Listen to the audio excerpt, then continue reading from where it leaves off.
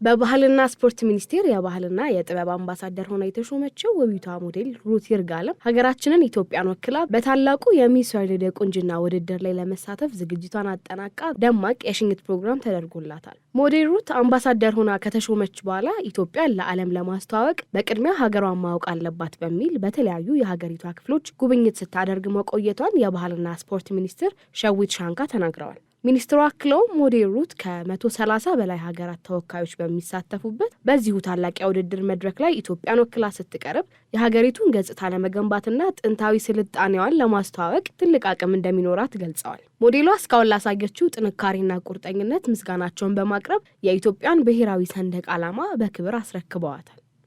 ሞዴላችን የባህልና ስፖርት ሚኒስቴር የባህልና የጥበብ አምባሳደር አርጎ ሹመት ሰጥቷታል። የባህልና የጥበባት አምባሳደር ከሆነች በኋላ ኢትዮጵያ ላይ ያሉ ቱባ ባህላዊ እሴቶችን በተጨባጭ ህዝቡ ጋር ወርዳ በደቡብ ኢትዮጵያ ላይ አርባ ምንጭ ከተማ ላይ የጋሞ ህዝብ ባህል ቆይታ በደንብ አይታ ከተማውንም አይታ መታለች። በአማራ ክልል ጎንደር ከተማም ላይ የአማራ ክልል ባህልን በደንብ ሪፕሬዘንት በሚያደርግ መንገድ ከህዝቡ ጋር ቆይታ አድርጋለች።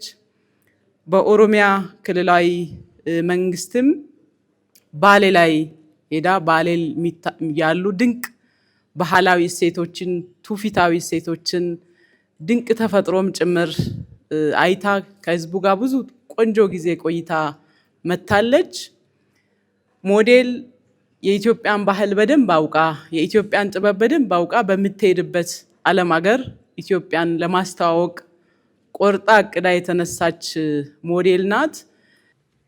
በተለያዩ የኢትዮጵያ ክፍሎች በመዘዋወር ድንቅ የተፈጥሮ መስህቦችን የተመለከተችው ሞዴሏ የሀገሪቱን ገጽታ ለዓለም ለማሳየት ትልቅ ስንቅ እንደሚሆናት ተናግራለች። ሞዴል ሩት ይርጋለም የሽኝት ፕሮግራሙ ላይ ባደረገችው ንግግር በቅርቡ ያጣቻትን ታላቅ እህቷን ያስታወሰች ሲሆን የታላቅ እህቷ ህልፈተ ሞት ሐዘን ከባድ እንደሆነ በመናገር ለእህቷ መታሰቢያ እንዲሆንና ሀገሯን ለማስጠራት ወደኋላ እንደማትል ተናግራለች። ሚስ ወርልድ ትልቅ ፕሮግራም ነው። 130 ሀገራት የሚገኙበት እንደኔ ከተለያዩ ዓለማት አሸንፈው ሀገራቸውን ወክለው የሚመጡ እንስቶች ጋር የተለያዩ ፕሮጀክቶችን አብረን የምንሰራበት ትልቅ መድረክ ነውና እዛ ላይ የኢትዮጵያን ቆንጆ የሆነ ገጽታ ለማሳየት እኔም ታትሬ ለመስራት በእናንተ ፊት ቃል እገባለሁ። የታላቅ እህቴ ህልፈት ማለት ነው። እሱም ግን ሳያስቆመኝ እሷን በደንብ አኩርቼ ሀገሬንም ማክሮቼ እናንተንም ማክሮቼ እንድመጣ በጸሎታችሁ እንድታስቡኝ እላለሁ። ሞዴል ሩት የባህልና ስፖርት ሚኒስትሯን ሸዊት ሻንካን፣ ፕሮፌሰር ነብዩ ባዬን፣ የሴክተሩን አመራሮችና ሚዲያው ላደረጉላት ድጋፍ ከልብ አመስግናለች።